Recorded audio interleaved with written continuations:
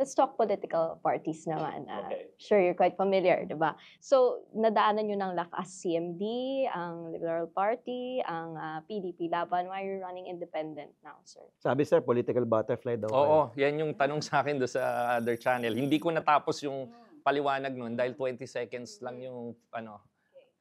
When I first ran, city councilor lang ako nun. So you don't control things of saan ka mapupunta. Kung saan pumunta yung mayor nun, sasama lang yung lineup na konsehal. I was a city councilor then, sinama ako doon. So nanalo ako.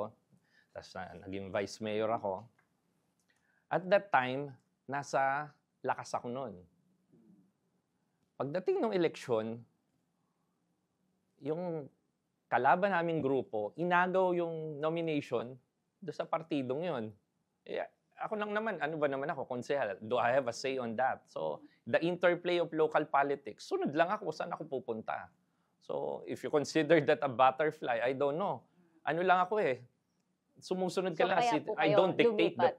lumipat I don't, by circumstance, masasama lang ako. You don't dictate the terms. Then, nung maging vice mayor ako, lakas pa din ako nun. Yung Liberal Party naman, kinuha nung kandidato ng Liberal Party, lumipat siya ng lakas. Congressman siya nun eh. Ano ba naman ako, vice mayor lang ako nun. Hinagaw na naman yung partido. Yung local interplay yan eh. So, I don't have any choice. By circumstance, doon ako mapupunta.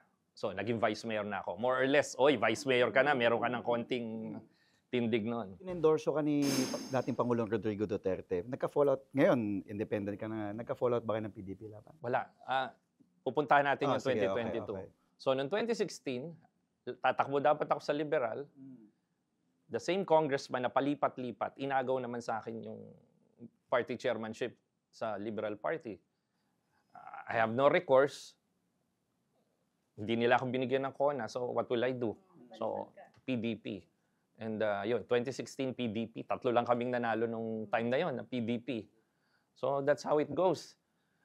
Tapos, wala kaming falling out. I think that... Why are you running as an independent now? Well, the 2022 run was on the course of a uniteam. So, itong takbo ko na to, I'm on my last term. Last minute kasi. So, buo na sila, buo na yung kabila. And I think it's much better to run independent. So, you could free yourself from political baggages or political pressures. So, might as well run. And